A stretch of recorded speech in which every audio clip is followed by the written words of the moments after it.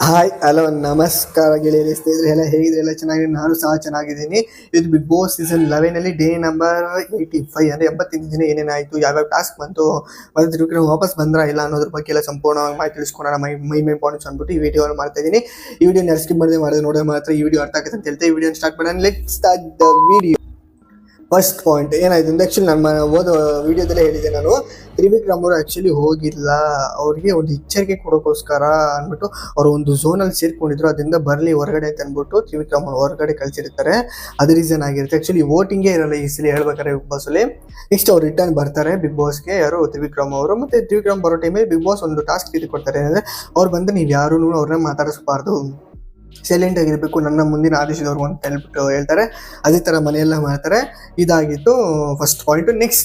Next ಏನೇನು ಒಂದು task ಕೊಡ್ತಾರೆ ಏನಂತಂದ್ರೆ, ಮನೆ ಮಂದಿಗೆ ಸದಸ್ಯರಿಗೆಲ್ಲನೂ ಒಂದು ಎಚ್ಚರಿಕೆ ನೀಡೋ ತರ ಒಂದು ಕಾರಣ ಕೊಡ್ಬೇಕು. ಅದ್ರ ಹೆಸರು ಬಂದ್ಬಿಟ್ಟು ಬಿಗ್ ಬಾಸ್ ಕೆಫೆ ಅಂತ ಅಂದ್ಬಿಟ್ಟು ಆ ಟಾಸ್ಕ್ ಹೆಸರು.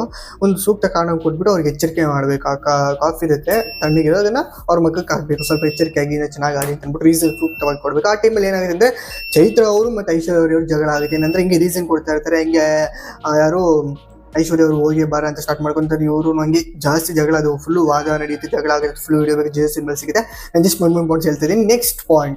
ನೆಕ್ಸ್ಟ್ ಹಂಗೆ ಒಬ್ಬೊಬ್ಬರೇ ಬರ್ತಾರೆ, ಮೋಕ್ಷಿತ್ ಅವ್ರು ಬರ್ತಾರೆ, ಗೌತಮ್ ಹಿಂಗೆ ಒಬ್ಬೊಬ್ಬರ ಅವ್ರಿಗೆ ಆದಂತ ಒಬ್ಬರನ್ನ ಸದಸ್ಯ ಕಳೆದ್ಬಿಟ್ಟು ಆ ಒಂದು ಕಾರಣ ಕೊಡ್ಬೇಕಂದ್ರೆ ಎಲ್ಲರೂ ಬಂದು ಒಬ್ಬೊಬ್ಬರೇ ಮಾಡುತ್ತೆ, ಕಾರಣ ಕೊಟ್ಬಿಟ್ಟು ಆ ಒಂದು ಎಚ್ಚರಿಕೆ ಅನ್ನೋದನ್ನ ಕೊಡ್ತಾರೆ. ಇದಾಗಿದೆ ಫುಲ್ ವಿಡಿಯೋ ಜೆ ಸಿಂಬಲ್ ಸಿಗುತ್ತೆ. ನೆಕ್ಸ್ಟ್ ರಜತ್ ಹೇಳ್ತಾರೆ ಏನಂತಂದ್ರೆ, ಇವರು ಚೈತ್ರ ಅವರು ಪಂಚೆ ಒಗಿತಾ ಇರ್ತಾರೆ, ಬಟ್ ಆ ಪಂಚೆನ ಹೋಗಿ ಕೊಟ್ಟಿರೋದು ಅವ್ರಿಗೇನು, ಬಟ್ ಏನಂದ್ರೆ ಕೊಟ್ಟಿರ್ತಾರಲ್ಲ ಅದನ್ನ ಒಂದು ವಾಶ್ರೂಮ್ ಡೋರ್ನ ತಗೊಂಡು ಹೋಗಿಬೇಕಿತ್ತ ನೀವು ಅಂತ ಅಂದ್ಬಿಟ್ಟು ರಜತ್ ಅವ್ರು ಹೇಳ್ತಾರೆ.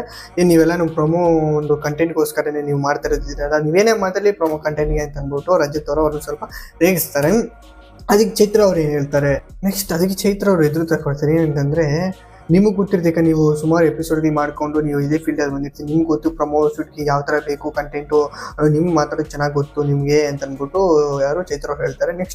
ನೆಕ್ಸ್ಟ್ ಇದೆಲ್ಲ ಆಯಿತು. ತ್ರಿವಿಕ್ರಮ್ ಮಲಗಿರ್ತಾರೆ ಬೆನ್ನೋವು ಅಂತ ಅಂದ್ಬಿಟ್ಟು, ಬಟ್ ಅದಕ್ಕೆ ನಿಂತೋಗ್ಬಿಡ್ತಾರೆ. ಅದು ಬೆನ್ನೋವು ಅನ್ಕೊಂಡಾಗೆ ನೀವು ಮಲಗಿದ ತಕ್ಷಣ ಅದಕ್ಕೆ ಕೋಡಿ ಕೂಗಿಸ್ಕೊಂಡ್ರೆ ಬಿಗ್ ಬಾಸ್ ಕಡೆಯಿಂದ ಇವರ ಕ್ಯಾಪ್ಟನ್ ಆಗಿದ್ರು ಭವ್ಯ ಅವರಾಗಿದ್ರು, ಅವರು ಒಂದು ಶಿಕ್ಷೆ ಕೊಡ್ತಾರೆ. ಏನಂದರೆ ಅದೇ ಫಸ್ಟ್ ಹೇಳಿರ್ತಾರಲ್ಲ, ಅವರು ಲೋಟದಲ್ಲಿ ನೀರು ಹಾಕಬೇಕು, 2 ಲೋಟ ತುಂಬಿಸ್ಬೇಕು ಸ್ಪೂನಲ್ಲಿ ಅಂತ ಅಂದ್ಬಿಟ್ಟು ಅದನ್ನು ಕೊಡ್ತಾರೆ. ಬಟ್ ಆ ಒಂದು ಮಾಡ್ತಾ ಇರ್ತಾರೆ, ಆ ಮಾಡೋ ಟೈಮಲ್ಲಿ ಇನ್ನೊಂದು ರೂಲ್ಸ್ ಚೇಂಜ್ ಮಾಡ್ತಾರೆ.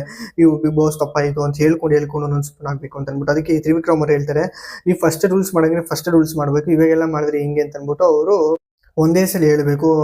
ಒಂದು ಲೋಟ ಆದಮೇಲೆ ಇನ್ನೊಂದು ಲೋಟಕ್ಕೆ ಆಗೋ ಟೈಮಲ್ಲಿ ಆ ಟೈಮಲ್ಲಿ ರೂಲ್ಸ್ ಚೇಂಜ್ ಮಾಡಿದ್ರೆ ಹೆಂಗೆ ಅಂತ ಅಂದ್ಬಿಟ್ಟು ಆಗುತ್ತೆ. ಮತ್ತು ಅದಕ್ಕೆ ಭವ್ಯ ಅವ್ರು ಅಂತಾರೆ, ತುಂಬ ಅತಿ ಆಯಿತು ತ್ರಿವಿಕ್ರಮ್ ಅವರೇ ಅಂತ ಅಂದ್ಬಿಟ್ಟು ಭವ್ಯ ಅವ್ರು ಅಂತಾರೆ, ಅದು ಫುಲ್ಲು ಸ್ವಲ್ಪ ಇನ್ನೂ ನಡೀತೇ ಬೇಕು, ಸೊ ಅದನ್ನು